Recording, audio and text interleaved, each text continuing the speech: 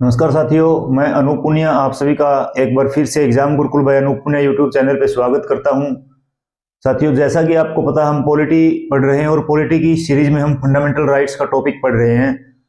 Fundamental rights में हम जो पहला फंडामेंटल राइट्स है, पहला मौलिक अधिकार है समानता का अधिकार, राइट टू इक्वालिटी, वो पढ़ चुके हैं।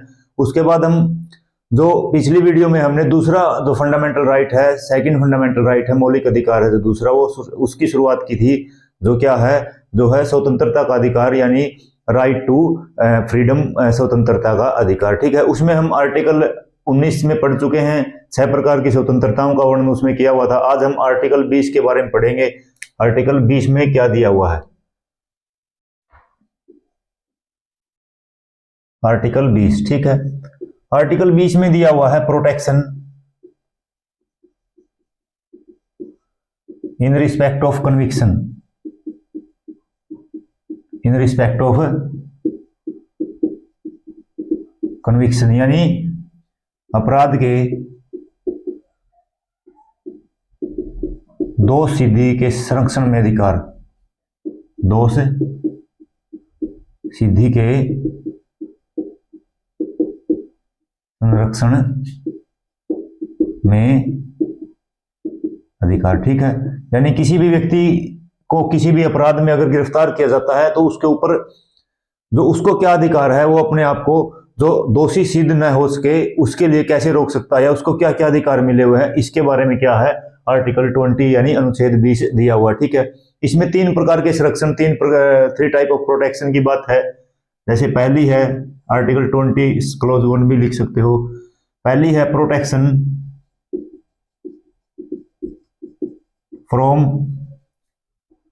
फ्रॉम एक्स पोस्ट फैक्टो, इसको बताऊंगा मैं क्या मीनिंग होता है, एक्स पोस्ट फैक्टो लॉ। ठीक है, यानी कार्योत्तर विधि से संरक्षण, कार्योत्तर विधि से संरक्षण। ठीक है, कार्योत्तर विधि से संरक्षण डिटेल में देखेंगे तीनों को। दूसरी क्या है? दूसरी है protection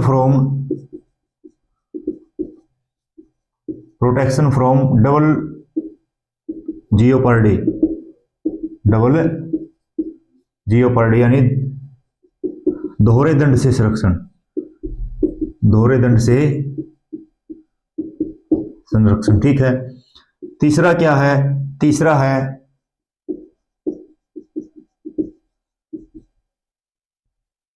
protection from self incrimination, self incrimination यानी स्वयं अभिशंसन। स्वयं अभिशंसन का मतलब होता है अपने आप के खिलाफ गवाही देना से संरक्षण। ठीक है, तो 3 प्रकार की जो प्रोटेक्शन यहाँ पे आर्टिकल 20 में दी हुई है। क्या? सबसे पहले तो protection from x post facto law, यानी कार्योत्तर विधि से संरक्षण, यानी क्या है, किसी व्यक्ति ने अपराध पहले कर दिया, उसको सजा बाद में मिलती है, तो किस कानून के अनुसार उसको सजा मिलेगी। उसके बाद है प्रोटेक्शन फ्रॉम डबल जियोपर्डी, दोहरे दंड से संरक्षण, यानी अगर कोई व्यक्ति एक बार अपराध करता है तो उसको 2 बार जो सजा नहीं मिल सकती उस अपराध के लिए, ये पढ़ेंगे। तीसरा है प्रोटेक्शन फ्रॉम सेल्फ इंक्रिमिनेशन, यानी स्वयं अभिशेषण के खिलाफ, अभिशंसन के से संरक्षण। ठीक है, ये चीजें हैं। अब डिटेल में देखते तीनों को। सबसे पहला देखते हैं protection from x post facto, इसमें क्या दिया हुआ है। ठीक है, इसमें दिया हुआ है, सबसे पहले दिया हुआ है इसमें पनिशमेंट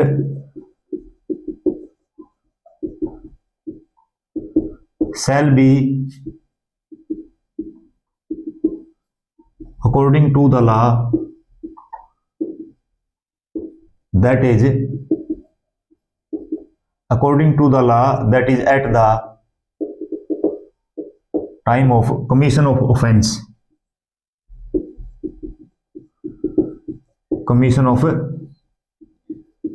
यानी अपराध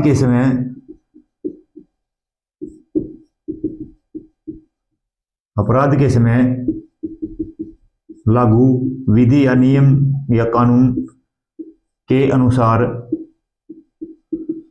अपराध के समय लागू विधि या कानून के अनुसार सजा, ठीक है, या दंड, दंड लिख लो, दंड, ठीक है।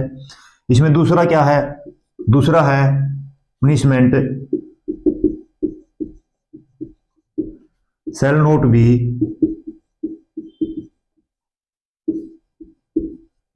More than that is prescribed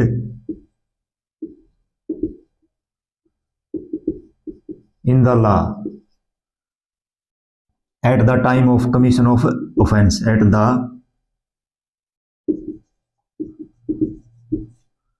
time of commission of offense, ठीक है। यानी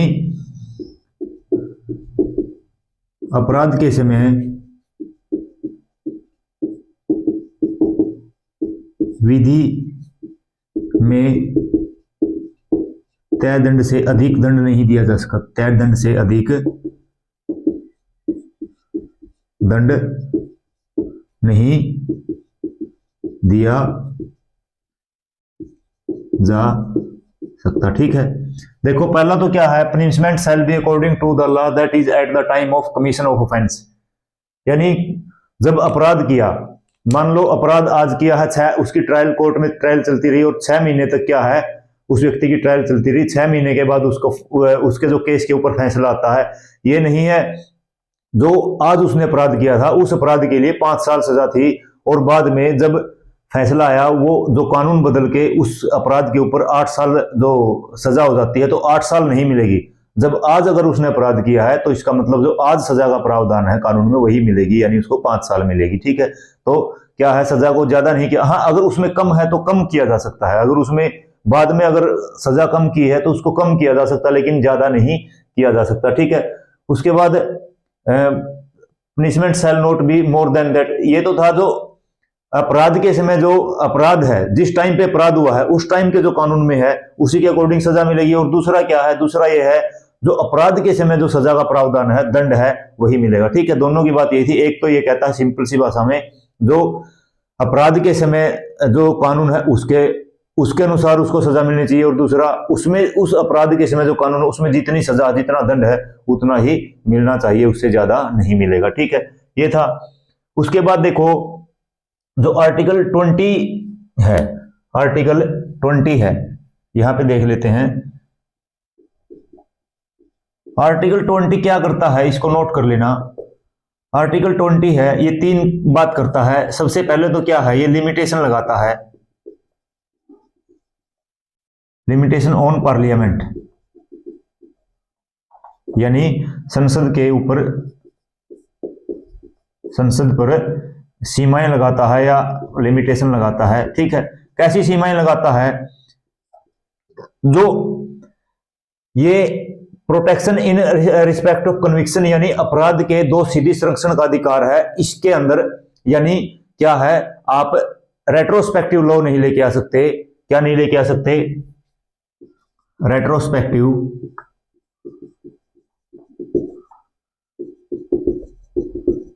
क्रिमिनल लॉ, यानी भूतलक्षी क्रिमिनल यानी आपराधिक विधि, ठीक है। यानी ये जो लॉ है, ये अपराध अगर किसी भी व्यक्ति ने कोई अपराध किया है तो ये नहीं होगा कि पार्लियामेंट उस व्यक्ति के लिए बाद में कोई ऐसा कानून बनाए जिसमें मैक्सिमम से मैक्सिमम सजा दी जा सके और वो उस व्यक्ति के साथ क्या हो जाए, जो भेदभाव हो जाए, यानी पार्लियामेंट के ऊपर ये लिमिटेशन लगाती है। रेट्रोस्पेक्टिव का मतलब होता है बाद में कोई कानून बनाना, यानी इस जो आर्टिकल 20 ने पार्लियामेंट के ऊपर सीमाएं लगाई, उसके ऊपर उसको प्रतिबंधित किया कि आप रेट्रोस्पेक्टिव किसमें, सिर्फ क्रिमिनल मामले में क्या नहीं कर सकते, आप रेट्रोस्पेक्टिव लॉ नहीं बना सकते, यानी बूतलक्षी कानून नहीं बना सकते जो बाद में बनाए जाने वाले कानून है, ठीक है। उसके बाद दूसरा यहां पे क्या है विशेष, दूसरा यहां पे विशेष है जो रेट्रोस्पेक्टिव लॉ है, जो बूतलक्षी कानून है, बूतलक्षी कानून है, बूतलक्षी कानून है, ये जो क्रिमिनल केस हैं, इनमें नहीं बनाया जा सकता, ठीक है, इनमें नहीं बनाया जा सकता। और जो क्या है, सिविल केस है, इनमें बनाया जा सकता है। रेट्रोस्पेक्टिव का मतलब होता है बैक डेट से लागू करना, ठीक है। यानी अगर कोई आपराधिक कानून अगर कोई आता है, रेट्रोस्पेक्टिव लॉ आता है आपराधिक जो केस में या किसी भी मतलब क्रिमिनल केस में, उसके लिए रेट्रोस्पेक्टिव यानी बाद की पहले की डेट से उसको शुरू नहीं किया जा सकता। लेकिन अगर सिविल केस है, सिविल केस है जैसे कोई टैक्स इंपोज करना है या कोई और पॉलिसी बनानी है, कोई अमेंडमेंट करना है, उसको क्या बोल, अगर आज हुआ है तो ये बोल सकते हैं इसको 6 महीने पहले से हम लागू कर रहे हैं, यानी उस समय से ये क्या होगा, लागू होगा, ठीक है। तो ये क्या था, सिविल केस में होगा, क्रिमिनल केस में नहीं होगा। अगर किसी भी व्यक्ति को प्रिवेंटिव डिटेंशन के अकॉर्डिंग गिरफ्तार किया है, प्रिवेंटिव डिटेंशन यानी निवारक निरोध जिसको हम बोलते हैं, निवारक निरोध जिसको हम बोलते हैं। प्रिवेंटिव डिटेंशन का मतलब होता है किसी अपराध को होने से पहले अगर पुलिस को ये संशय हो जाता है कि फला फला व्यक्ति क्या कर सकता है, इस अपराध को कर सकता है, ऐसा कुछ गलत कर सकता है, तो उस व्यक्ति को पहले ही गिरफ्तार कर लिया जाता है, उसको बोलते हैं निवारक निरोध या प्रिवेंटिव डिटेंशन। अगर कोई व्यक्ति प्रिवेंटिव डिटेंशन के मामले में भी क्या है, अगर गिरफ्तार किया गया है तो वो भी क्या है, उसके ऊपर भी आर्टिकल 20 लागू नहीं होता, यानी उसको भी जो रेट्रोस्पेक्टिव लॉ है वो ये नहीं बोल सकता कि मेरे को तो पहले गिरफ्तार किया है तो उसी टाइम पे होगा। अगर मान लो वो प्रिवेंटिव डिटेंशन में है और कुछ समय बाद अगर वो अपराधी घोषित होता है तो ये नहीं, पहले से अगर गिरफ्तार किया है तब तो होगा नहीं, वो सिर्फ जो उसको डिटेन किया हुआ है कुछ समय के लिए, कुछ समय के लिए क्या हुआ है, डिटेन किया हुआ है, तो उसके लिए भी रेट्रोस्पेक्टिव है जो लागू नहीं होगा, वो भी क्लेम नहीं कर सकता किसको, रेट्रोस्पेक्टिव लॉ है जो आर्टिकल 20 को, ठीक है। तो ये क्या था, ये था protection from x post facto law यानी कार्यतर विधि से संरक्षण, ठीक है। उसके बाद दूसरा देखते हैं, दूसरा क्या है, दूसरा है प्रिवेंशन फ्रॉम डबल जियोपार्डी यानी दोहरे दंड से संरक्षण।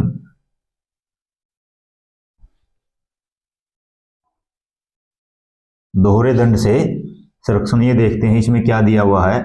दोहरे दंड से संरक्षण में है आर्टिकल ऐसे ही बोल देख लेते हैं, दूसरा प्रोटेक्शन फ्रॉम डबल जियोपार्डी यानी दोहरे दंड से संरक्षण, दोहरे दंड से संरक्षण यानी no person shall be prosecuted or and punished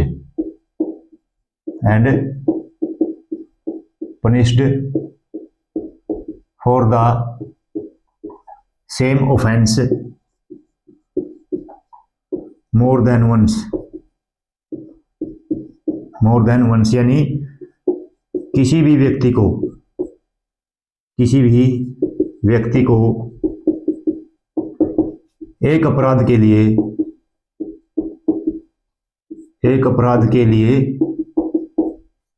किसी भी व्यक्ति को एक अपराध के लिए एक से अधिक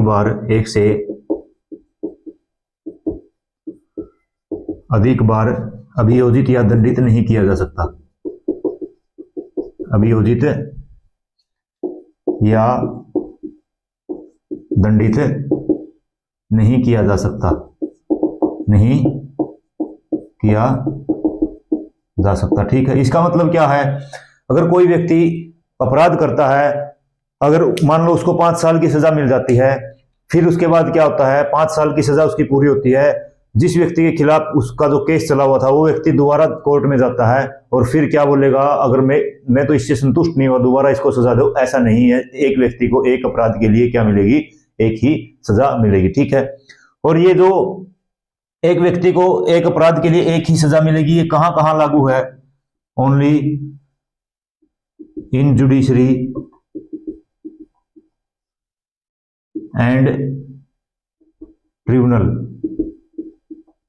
यानी सिर्फ कहां, न्यायालय है और अधिकरण में के लिए ये लागू है, अधिकरण में, ठीक है। नोट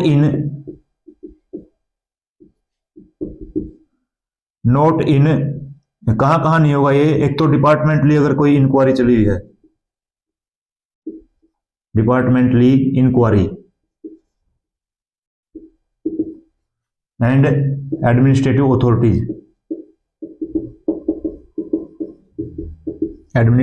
अथॉरिटीज, यानी कहां नहीं होगा? एक तो विभागीय जांच में और प्रशासनिक कार्यों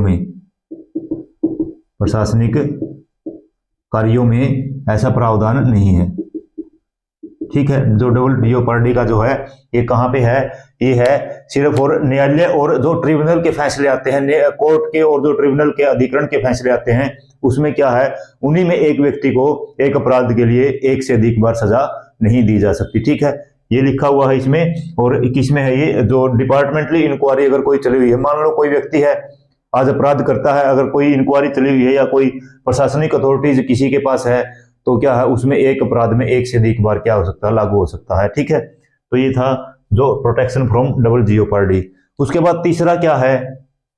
तीसरा है प्रोटेक्शन फ्रॉम सेल्फ इंक्रिमिनेशन, यानी स्वयं के खिलाफ गवाही देने के लिए किसी को बाध्य नहीं किया जा सकता, ठीक है। तीसरा है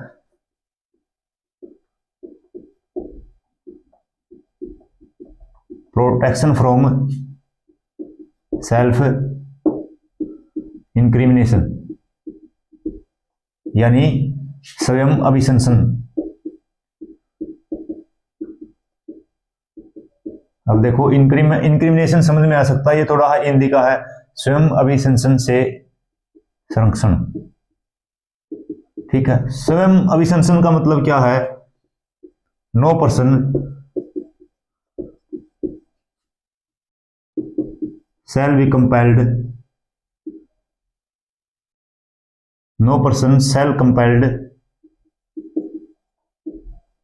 to be a witness against himself, यानी किसी भी व्यक्ति को अपने खिलाफ, स्वयं के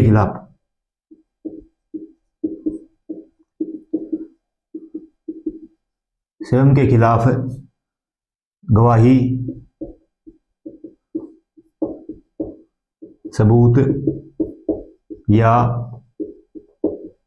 अपराध स्वीकारने के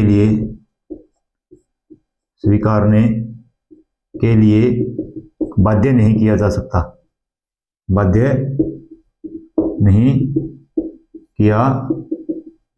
सकता, ठीक है। यानी क्या है, किसी भी व्यक्ति को जो स्वयं के खिलाफ ये उसको टॉर्चर नहीं किया जा सकता कि आप अपना जो अपराध है उसको आप मानिए, आप इस अपराध के खिलाफ कोई गवाही दीजिए, या फिर क्या है आप इस अपराध के खिलाफ कोई सबूत दीजिए, उसको क्या है, उसको बाध्य नहीं किया जा सकता, उसको टॉर्चर नहीं किया जा सकता, ठीक है। अब यहाँ पे देखो, यहाँ पे भी दो चीजें निकल के आती है।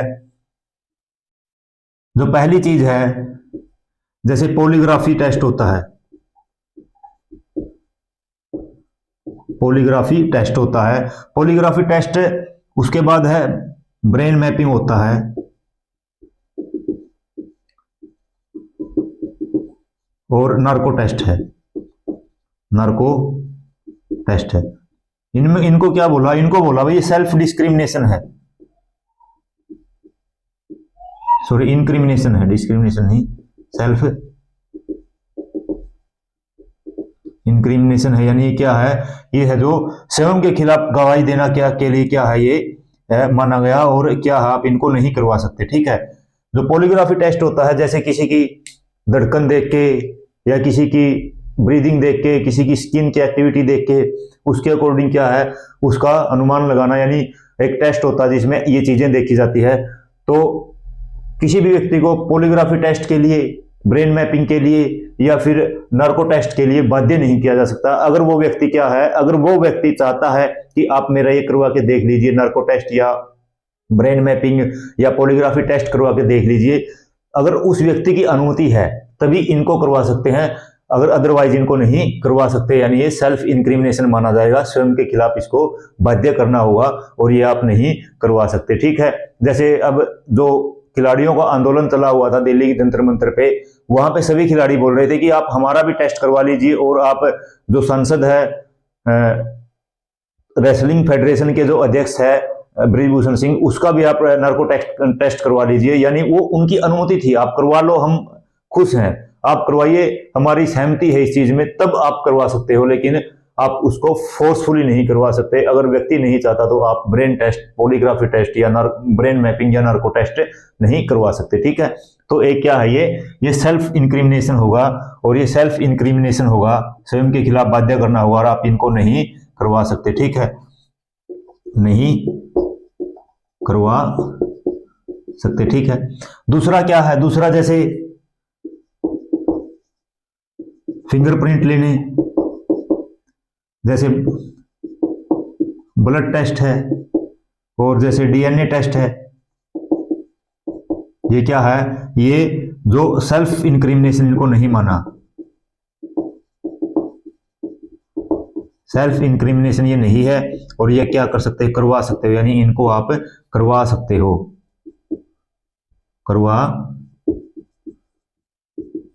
सकते हो। ठीक है, यानी जो फिंगरप्रिंट है, ब्लड टेस्ट है या डीएनए टेस्ट, आप इनको करवा सकते हो। ठीक है, एक बार देख लेते हैं जो तीसरी संरक्षण क्या है, प्रोटेक्शन फ्रॉम सेल्फ इंक्रिमिनेशन, यानी स्वयं के खिलाफ आप गवाही देने के लिए बाध्य नहीं कर सकते, किसी को सबूत देने के लिए बाध्य नहीं कर सकते, किसी को अपराध स्वीकारने के लिए बाध्य नहीं कर सकते।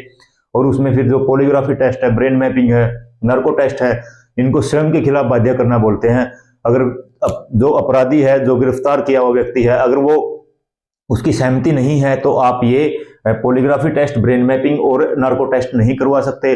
फिर उसके बाद जो फिंगरप्रिंट है, जो ब्लड टेस्ट है, जो डीएनए टेस्ट है, ये क्या है, ये सेल्फ डिस्क्रिमिनेशन नहीं है, इंक्रिमिनेशन नहीं है, ये मतलब स्वयं के खिलाफ बाध्य करना नहीं है।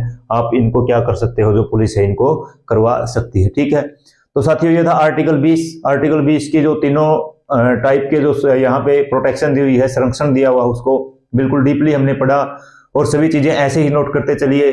और मैं उम्मीद करता हूँ सभी चीजें आपको अच्छे तरीके से समझ में आ रही हैं। आप हमारे प्लेटफॉर्म के साथ जुड़े रहिए बेहतरीन तैयारी के लिए। एक जल्द ही एक अन्य सब्जेक्ट की ज्योग्राफी या हिस्ट्री में से एक सब्जेक्ट की वीडियो हम और लेके आएंगे, दोनों सब्जेक्ट को पैरेलल चलाएंगे। ठीक है, और अगर हमारे चैनल पे आप नए जुड़े हो तो चैनल को सब्सक्राइब जरूर कीजिए, लाइक कीजिए, वीडियो को शेयर कीजिए, और कमेंट में बताइए आर्टिकल जो 20 की क्लास आपको कैसी लगी। आपका बहुत बहुत धन्यवाद। Thank you. जय हिंद, जय भारत।